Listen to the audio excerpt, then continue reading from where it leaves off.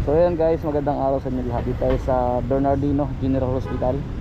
Dito po sa Barte ano. Kung saan ay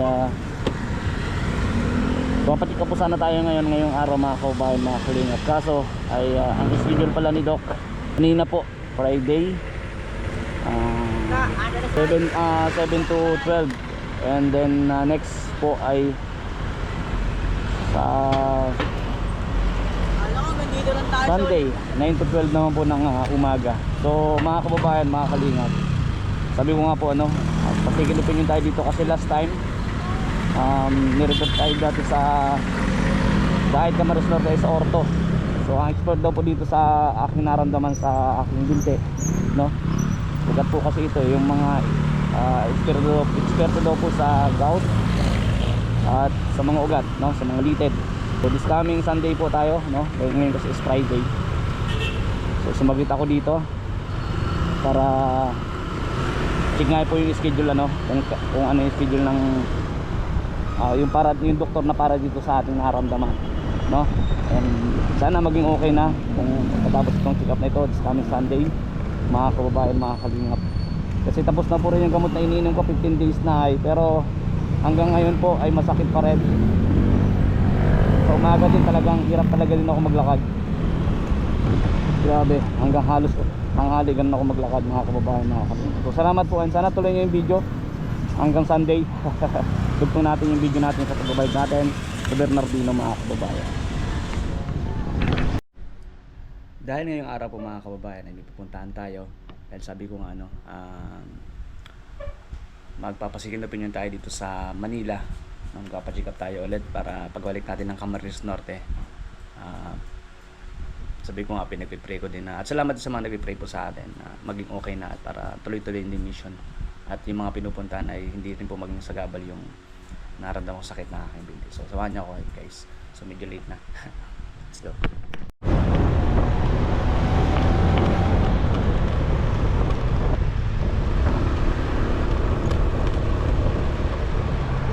So yun, ito tayo ngayon guys, Bernardino. Na lang, may bibigyan ko sa yung gamot. Tapos, ikaw din bahala sa pahinga. Bawal sa iyo umupo na matagal sa bakito, yung naglalaba ako may ginagawa. Huwag mo naman na ipahilot. Ako nang bahala. Gamutin ko muna. Tapos, mayroon akong test na gusto mo ipagawa yung mga sugar, uric acid, kasi baka metabolic pala yung process. Tapos next week, balikan mo ako. Kamustahin kita dun sa gamot, baka sakali magaling ka na, ha? So, sa pagmumoto niya. So, i-resume ko yung ano, ha? Ito, Ricoxib, yung binigay sa'yo for 15 days. Inumin pa rin natin yan, extend na lang natin. Mayo. Nakita ng 7 sa umaga. Tapos yung pregabalin, actually ito, binigay din sa'yo, kaya lang mababang dose kasi yung 75 mg. Gawin natin 150. Ang inom naman ito, 1 week din, sa hapon, mga 8 p.m. Kasi yung gamot, ang side effect niyan, medyo aantokin ka. Tapos kita tayo next Sunday, ganitong oras. Ito yung gusto kong maano mo, ha? So bali ay nung Doc every morning? Morning, tas evening na isa. Okay? Tapos ito yung laboratory test mo. Gusto na ako makita dito. So, HbA1c, Treya uric, anti-cholesterol na. Ihi na rin CBC. Ito lang naman basic pampa-peace of mind ika nga nila. Pwede mo pagawa ito sa labas kung gusto makakita na. Sige po. So next week, dapat may dalaman na taha. So, babasahin. Ngayon, ang worst scenario is, Dok, ba't ganun? Nagpahinga naman na po ako, ng gamot at masakit pa rin. I-therapy natin. Sa kay-doktor sa rehab. Okay? So, sa pamumutor. Yun ang aking ano eh. Bread and butter ngayon, yung mga riders ng Lalamove, grabe. Yung ano ba yung ugat parang nag-ano Doc? Yan yung classic symptom. Kasi tawag ito, dati pa kasi ng riders ako eh, angkas, grabe. So, ngayon lang. Exactly. So, ang mangyari na, pag di pa rin nagka-AD, ipapa-MRI natin yung spine. Magastos yun. Sundin mo na, ito muna mga gamot-gamot muna, therapy. Kasi kung mapapa-MRI kasi tayo at may lumabas ng naipit na ugat, yun din naman sasabihin ko, magpahinga sa right. So, either way, makatipid ka doon sa TED kasi 12,000 din yung MRI. Okay? Okay? Ingat kayo, ha? Salamat, Doc. Sige po. Bye-bye. Sige po. So yun guys, so nakakalungkot lang din na yun nga, yung sabi ni Doc, hindi tayo pwede mag-rides ng malayo. Ano po, so kailangan daw ipahinga talaga. And kung hindi, ay siguro mas lalo lalala yung kondisyon natin. And sa mga riders po, ano, yung pala yung nakukuha din natin na ano, na akala natin okay lang, pero minsan talaga ay sumusukid din yung katawan natin mga kawal. Pero bukas po in laboratory. So, magpapasting tayo ng 10 hours or sa laboratory bukas pa.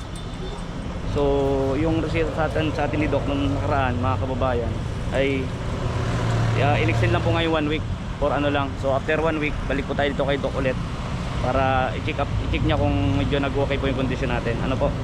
So salamat po sa lahat ng nanonood. So nagba-vlog lang din po tayo para update lang din po yung mga viewers po and followers po, no. At para alam niyo rin po yung kondisyon kasi pag minsan kagaya niyan tayo sa Manila. So kailangan babalik ng diet. So siguro po medyo ano pa. Visit pa ako ng 1 week dito sa Manila kasi next Sunday po babalik ulit ako dito sa Bernardino po. Dito po yan sa ano sa Barte guys. So salamat sa mga nanood po. Ayun, nakakuha tayo ng counting clip dun sa loob. And yun nga po yung explanation ni Doc, no? Para ano, tayo matigas ang ulo sa Salamat po, salamat. God bless po. Thank you.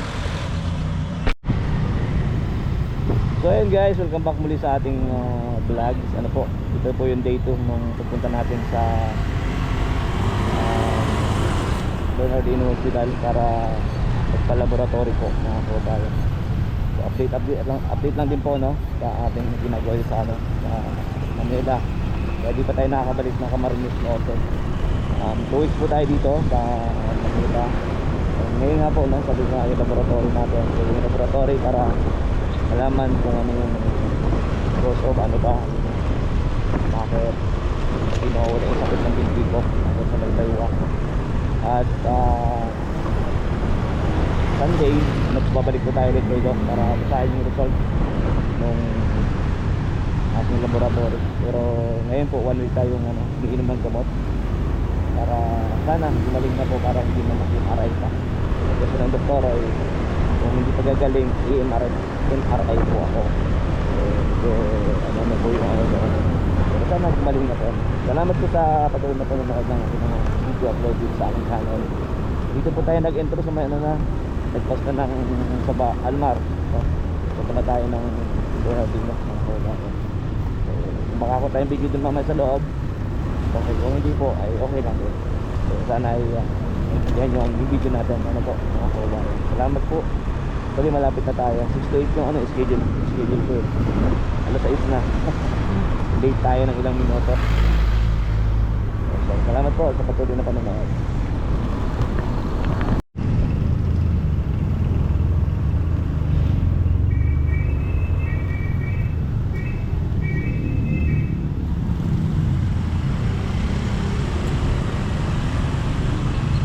So yan guys, dito na tayo ulit sa hospital. Park na naman tayo.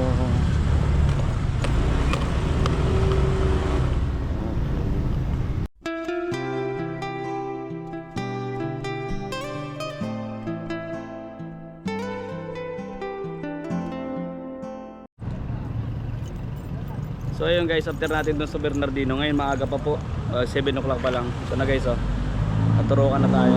And thank you sa lahat ng ating vlogs. God bless po sa inyo lahat. Love you all. Dito po muna ako sa McDo. Kain muna ako ng breakfast. Makapag-coffee din kasi nagpasting tayo from 6 PM kagabi until now. So wala tayong kain. So kain po muna ako. Salamat po. God bless everyone. Love you all po.